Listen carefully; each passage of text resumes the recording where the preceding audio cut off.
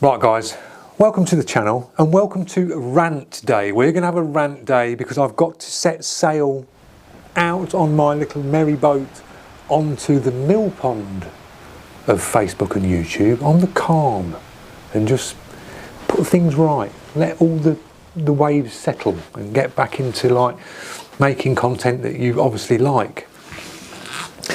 So, reviews.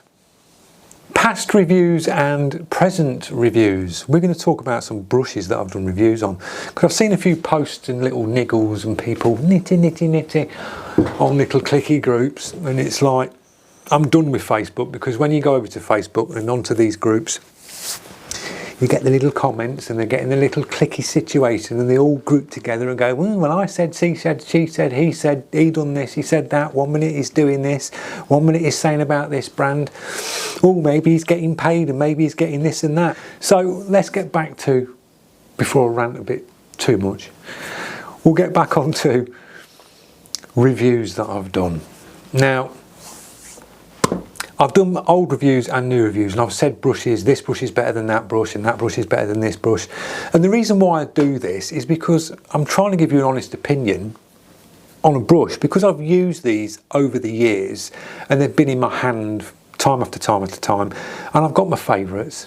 They're all brilliant brushes. I would recommend all of them because they are brilliant brushes, all of them, all the brands. Iwata, brilliant brand. H&S, brilliant brand. Krios, brilliant. Galleria at the minute, they're up there, they're doing really well.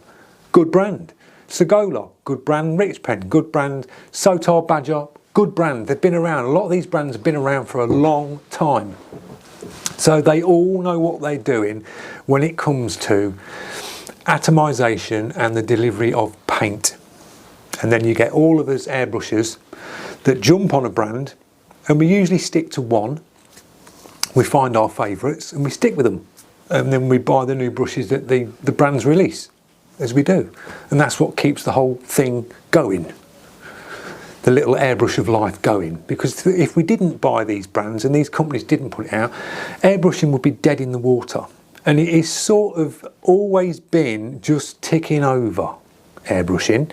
It was big back in the day, like early 70s, 80s, big, booming, it was big, and then it died off. It's like every phase of things. Skateboarding, brilliant, boomed, boom, down. BMXing, bang, 80s, mid-90s, big, boom, down, picks back up. Everything in life does the same thing. Same as your dress and what your clothes are. Everyone goes through the phases. Let's dress like the 70s, the 60s, let's go. It's just that, it's just the phases that you go through. So I'm the same with brushes. I will go through, as I will explain. I started out years ago, the first brush I picked up, Airbrush Super 63. Bing, it's on the shelf. As a reminder, it's like, that was my first brush. I've kept it, I've not got rid of it. I've got 2 more of them because I liked them. And then I moved on to my first official sort of known brand, because they were known, but for sort of vintage. H&S. Now, I've said this in a previous video. I started my career with H&S. And I started off after the Super 63, which I picked up, and I killed it within about the first month of using it, because I was new, I was a beginner, I didn't know what I was doing. I was sitting in this studio, which was a shed, and I was chucking thinners through it and all sorts. And people know, if they own a Super 63, it's like, what are you doing to that brush? But you don't know when you're beginning, because there's nowhere to go, there's no one to ask. YouTube wasn't running then. I couldn't go on YouTube and go, oh, who's this guy called DreadFX? Let's click on him and let's find out what's this. I went around then doing that. So I didn't know where to go to. The person who I learnt off, I had to take the brush back to him 2 or 3 times to fix it. And then he said, don't put this down it, don't do that. And then I sort of learnt a bit. But then doing that, you have to pay to get that information from that person. To go on a class, I had to pay to go and do that class to learn that and then get the brush. So then I moved on to I got a second-hand focus through my old teacher that I learnt off. Brought the second-hand focus and loved it. And that's what got me into H&S. I then sort of like, oh, focus, who's this made by? And it was like, Harder and Steenbeck. And it was like, oh, Harder and Steenbeck. That's when I knew about that brand. I didn't know them before. I didn't know who they were. I just thought Aerograph was the only airbrush out there. So I got into H&S and stuck with H&S. And when I could afford a brush, I moved on to their next brush, which was the Evo. And I've always said about the Evo, love the Evo. It's like that's got memories. My wife brought me that for a birthday present, and I'll never get rid of it. The 2-in-1 Silverline Solo. Brilliant brush. So I was using that, and then I moved on to the Infinity. Saved up my pennies, because the Infinities, when they came out at £200 for a brush going back 13, 14 years, it's a wedge. It's not an easy chunk to find when you've got bills to pay and you've got costs. And as everybody knows, you've got family, you've got bills, this, that. So I brought the Infinity. Absolutely loved it. Full on detail brush, and that's what I was using for all my detail brush. I brought a couple of them in the end. The first one really sort of worn down and weathered, and I brought the CR Plus, which is this one here. Had that. Using that, and then sort of went on a class over in Ireland at SM Designs and picked up my first Iwata on a Drew Blair course. They were using Iwata, I think they were the HP SB, not the pluses, the HP SB side feeds. And that was the first time I ever picked up an Iwata. And I was talking to Simon, and Simon introduced me to the bottom feed. HPSC, I think it's the HP, let me just double check. HP BCS. Airbrush Asylum has just done a review on one of them, and I think they're cracking brushes. So he introduced me to that on a 0.5, and I sort of, that was my first Iwata, was that. I brought that one and loved it. Bottom feed, I was using it for all sorts of applications, and that's what sort of steered me. I kept using my detail stuff with the Infinity, and then I worked up the Iwata brand. I worked up, and then another birthday comes round, the wife goes, what would you like for your birthday? And I went, really fancy a brush. And I got the HP, I can never remember these. The HP SB Plus on a 02. Birthday present from the wife again. Never get rid of it. So I was using that. Really got on with that, loved it, and I thought, you know what, I'm going to go for the Micron. Because then I was sort of moving into more portrait stuff and sort of just tickling in the pond of the photorealistic type work. I'd gone and done the course at SM Designs with Drew Blair on a photorealistic piece, and I thought, you know what, this is quite cool, really like it. Learned a lot that day. So big thumbs up to Drew Blair. Great class, great to meet you, and Simon. If you want to go on a brilliant class in an amazing scenic place, nip over to SM Designs, because you'll absolutely love it, and he teaches you like really, really well. Lovely guy, lovely family. So that's what got me into Iwata, and I moved over to the custom Micron, and I put the H&S's down. Loved the Micron. This one, still got it. Coming on 10 years old. Brilliant brush, can't fault it. Solid brush, saved up, expensive, but they are very, very good.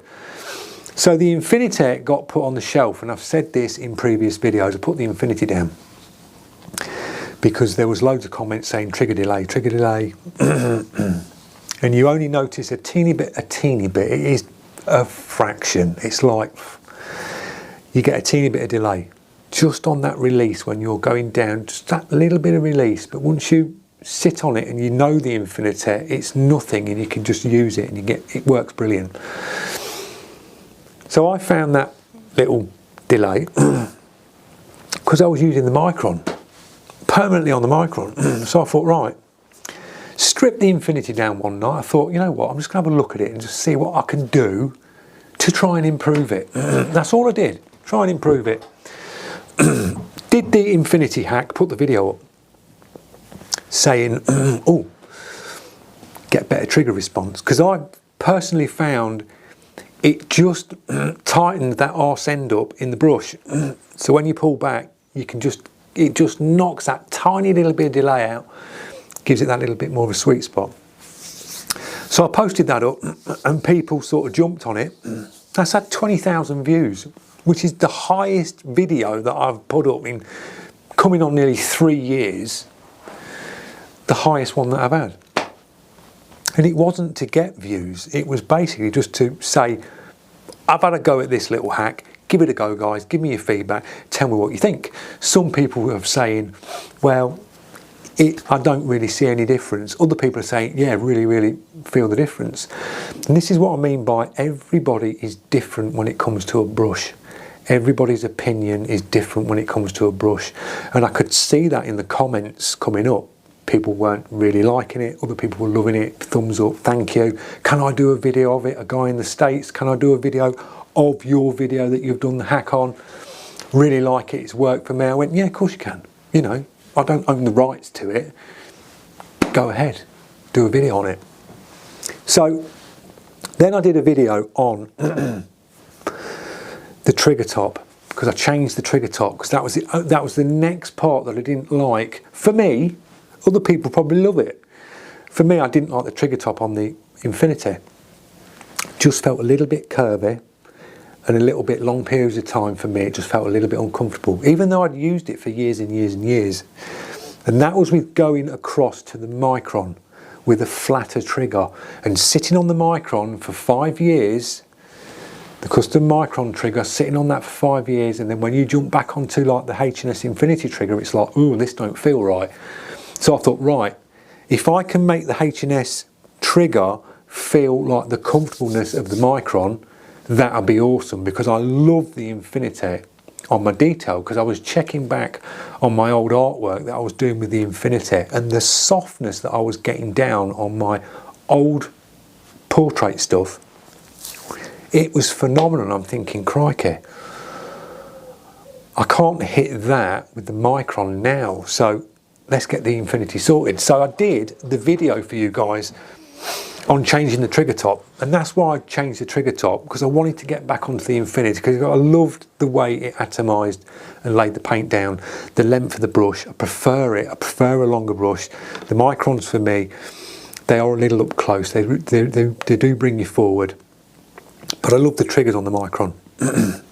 So changing the trigger top on the Infinity worked wonders. It really did. And that's why I did the video where I compared my custom Infinity, because I changed the trigger top, did the hack to the inside, and on this brush as well, I have highly polished, and I mean highly polished, the cup all the way down. So it goes all the way down, the body part there is highly polished. I've got a different needle with a different nozzle setup, so the needle exposure on this on the front comes out quite a bit, and I've found with that, the way I sit with the brush and paint with it, I can sort of back quite off and get really tight detail down. The Micron, I would go in a lot closer and be near enough touching the paper with the Micron to get the same sort of detail down, but with the Infinity I can back off and just, I can sit back, because my eyes, I need glasses. I don't like wearing glasses when I work. I can't get used to it, because I'm looking from the portrait that I'm painting and my TV is here, and when I look to the TV, because that's set back a bit, it like whoa, and I'm like, and I have to work the glasses off. So going real close up with the Micron, my eyes, I need the glasses. But if I sit on the Infinity with the setup that I've got, because I'm backing off slightly, but I'm getting that tight detail down but a bit further back, it's more comfortable. So that's why I said, for me, my Infinity is better, in my opinion, than the custom Micron, which it is in sort of a lot of ways, because I've tweaked it and made it to what I want. So that's why I did that video. Now, the custom Micron is a brilliant brush, hands down. I can't fault it, you know, but for me, I prefer my custom Infinity that I've done and tweaked to my own personal taste. And that's why I did that video, just showing you what can be done with the Infinity. You see how cold it is in here? It's freezing. It's like 7 degrees. So that's why I did that video on that, saying that's that. Right, we'll move on to another brush. Now, we'll move on to the Mobius, because there's been a little dig about the Mobius that I did. Now, Galleria kindly got hold of me and they've sent me the brushes out to do reviews for you guys. So they sent me the 39 out, did a review on it, and they sent me the 98. Now, I did pick fault with both of them brushes, and other YouTubers, if they're being honest, have picked the same fault. I think the cups on the 39 and the 98 are loose. There's nothing wrong with them. Once you get them tightened up, they're on. They're not going anywhere. They're not going to fall off while you're painting. But when you unscrew them, you can just feel that looseness in the cup. That's all. Little bit of trigger delay in the 39 and the 98, I'd say. They both work. They both put the paint down. They both clean up easy. They're both on a budget. So if you're starting out, I wouldn't say don't buy them. I would recommend them, because they are solid for what you're getting for the price. And that's where Galleria's come into the airbrush market, and they're bringing brushes out that are affordable for people. Because we all well know we can't all go and pick up one of these at 400 and something pound. It's like, whoa, hang on a minute, this is a bit expensive. You know, they're the ones that you save up for as you get better, and then you put your pennies by and you buy the dearer brush. Been there, I've bought the cheap ones. Well, I started off with that. Aerograph was 60 quid. I paid for that. The Focus was 70 quid second hand. That's where I started. So yeah, the price point that Galleria are bringing their brushes out at are good. 39.98 introducing you into their range. They get you into the range. The 68 is it trigger. It works. It puts the paint down. It's a nice trigger brush that gets the paint down. Get you started. Get you going. So then they sent me the Mobius out. I did the review on the two Mobiuses. Now the Mobiuses are coming in now on the detail side of things, and they're better sort of finish, better on triggers, better on detail. So they sent them out, and I thought, right, I'm going to do something different. I'm going to get a camera, put it inside the brush, because not many people on YouTube have done that yet. And I thought, why not? Let's change it up a bit. Let's keep it fresh. I'll get one of these little micro cameras, stick it down the guts, and we'll see what it's like. And I picked up a couple of flaws in the Mobius, which were round where the trigger, just a little bit bad machining and a little bit of coating, which you can feel on the 02 trigger, which I found. This chair keeps going down. I need a new chair, so if anybody wants to send me a chair out, I'll gladly do a review for you, because this one's knackered. I just keep having to go up and down on it. So they sent this Mobius out, did the review on it. I think I've done an honest review. They spray very nice, they really do. Can't fault it on spraying. Like, I can't fault any of these brushes on spraying. They all put the paint down, they atomise the paint, they put it down.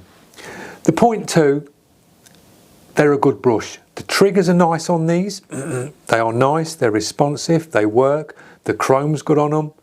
For the price, you can't go wrong. Would I recommend it? Yes. The triggers are nice, the chrome's good. Good price, would I recommend it? Yes. It's like all these, you know, I'd recommend them all. We've all got our brands that we like, you know. If you want to go out and buy a Mobius, go out and buy a Mobius. If you want to go out and buy the new Harder & Steenbeck Ultra or the new CR Plus, go out and buy one, you know. I'm just doing reviews for you guys to show you what they're like and give you an opinion from someone that's been painting for 20 years. So I can give you a full feedback. Oh, same as the Art Workshop. He does reviews. His reviews are in depth, and we chat together. I love his reviews because he does the airspeed and propagates it in, and his work is amazing. It really is, and I've learned a lot from him. So big thumbs up to the art workshop. His reviews are the same. He goes into in-depth and he knows his stuff, and I'm hopefully sort of know what I'm on about as well when it comes to brushes. So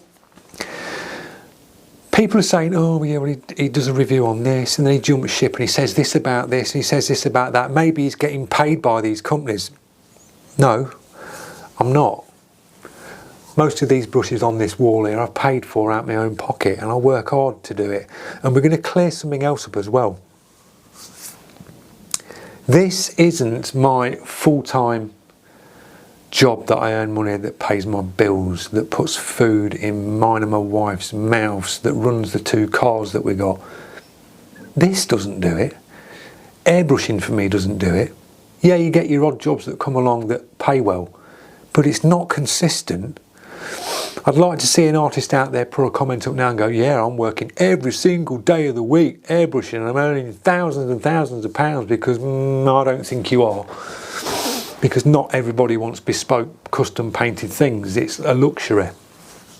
And the way the climate change and everything that's going on at the minute, people have got more things that they're worried about, like eating bills and putting food on the table and things like that. So this doesn't pay the bills.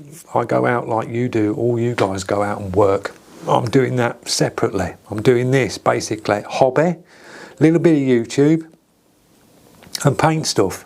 All the stuff you see on the channel that I've painted, like all the portraits and all the things like that, I can go in the house now, pull all them portraits out and go, look, that's the one we painted the other day, and that's the beginner's guide, and that's the one where I painted it with the Micron, and this one is the one where I painted it with the Galleria. Not sold any of them. They're all sitting there. They've not been commissions for people. They're ones that I've just chinned a day of and not earned any money and sat in here and painted it and made you a video. So you have to look at it that way as well. So yeah, back onto the brushes. So I've gone through the bit with the clearing up that bit with the I'd say that's better than that, and the reason why I say that's better than that is because that was custom done for me. My Infinity, I've tweaked it and done the settings for me so I can sit with it and I'm comfortable with it. It may not be comfortable for Tom, Dick or Harry, you know. It's like the Micron. I can jump on the Micron tomorrow and be like, yeah, oh, I missed the Micron, it's cool. I missed this trigger, you know, I really like it. Or I can jump onto the H&S. Now, I've been banging on a lot about H&S at the minute. Now, the reason why I've sort of moved back over to H&S and come full circle. Warwick got hold of me about the Ultra, and it was sort of after the Infinity, I did sort of the hack and a little bit went up about the Infinity. He got hold of me and he said, I've got the Ultra, I'd like to send you the Ultra out. Want your opinion? Crack on with it, put it through its paces, chuck some paint down its neck and give me a review. I was like, yeah, cool. So I jumped on the Ultra, and absolutely loved it. It was like, well, yeah, this is cool, going back to like a beginner's brush, but a brush that you could throw at the wall and would bounce back at you and go, yeah, is that all you got? I mean, Warwick ran a car over it, and it's like, that brush is solid. And for a beginner, you want a solid brush. You don't want one of these as a beginner. You really don't. You have that years down the line, or the Infinity, you work up to that. You want a solid brush with plenty of feedback, settings that you can move and get on with, a nice big trigger top that you can plant your finger on and crack on and chuck some paint down it and just start your journey. So that's why I banged on about the Ultra. The new Ultra. I never tried the old Ultra. This is the 2024 one. So I absolutely loved it. Pushed it towards you guys on all the videos. Loving the Ultra. As you've seen in the videos, we've done all the sleeve settings on the side to give you a breakdown of how it works, using it as a different style painter, because you see a lot of miniature painters using the Ultra because you've got your base coat setting and your primer setting.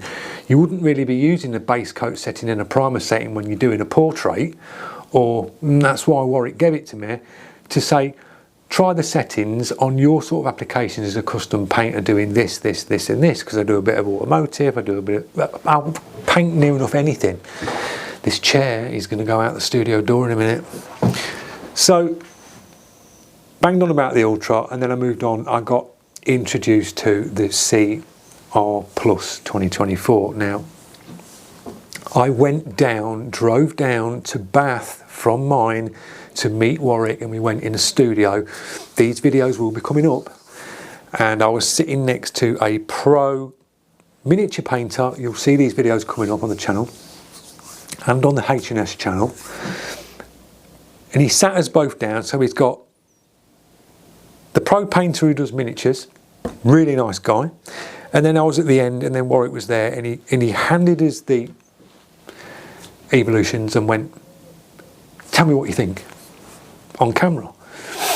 We both put some paint in. I was doodling and the miniature painter was painting one of the miniatures, and I was like blown away on the first go with the Evo, because I know H&S brushes. I come from H&S brushes from the past, and I've got an original Evo, and it was like, wow, this brush and the changes in this brush is like, whoa. Can't wait to get back and start banging on about this on the channel, because I think it's really good. So that's why I bang on about the new Evolution. And when the Infinity comes out, I will be banging on about the Infinity, because I know the specs and what's coming out on the Infinity. And it's like, oh, I can't wait to get this brush to show you guys about the Infinity. If Iwata brought a new brush out and they went, would you like to review that? I'd probably be banging on about an Iwata brush next week, or I'd be banging on about, like I did a little bit about the Mobius, or I'd be banging on about the Segola. That's what you do when you've got brands that get in touch with you to do reviews for them. And that's why I accept it, is to keep the channel going and keep it fresh. And if there's any new products, it's nice when you're sort of like the first one to get the brush and go bang, video on YouTube, there you go. I'm probably one of the first to do it. Keep it fresh, guys. You know, you can be stagnant. I can be showing you videos on here's how to airbrush rivets. In today's video, we're going to do another one on rivets, but a different way. And then tomorrow we're going to do a skull. And then the next one we're going to do a skull with a flame on it. I've got to keep changing it up. I have to, because I'm creative and I have to just keep going forward, forward, forward. I don't like to go backwards. But yeah, it's good that these people put these comments up and try and dig you out on Facebook. It's really cool. I like it. Keyboard warriors, I call them. You know, different kettle of fish when the person's in front of you, giving it the big one. So that's why I go on about these brushes. You know, they're all good. I recommend them all, guys. Iwata, highly recommended. H&S, highly recommended. Segola, yes, because I've got only 2 of them, but they're brilliant. Rich Pen, highly recommended. Gallery, I recommend them. Sotar, recommend it. Creos, recommend it. Buy them, you know. You won't go wrong with any of them. Watch the reviews first that I do, and then you'll see sort of what it can do and the opinion on it, because I'll give you an honest opinion like I have on these brushes. You know, at the minute I'm really liking H&S because I like what they're doing with their brushes. You know, there's nothing new that's from Iwata. You know, the newest one they brought out is the Takumi Custom Takumi, and it's like, people are going, oh, can you do a review on the Custom Takumi, Rob? And I'm like, yeah. If they send me a brush out, I'll do it. There's no way on this planet I'm going to chin £469 for a brush to go, there you go, subscriber. There's your review on the Custom Micron Takumi. That's just cost me 469 quid for that video.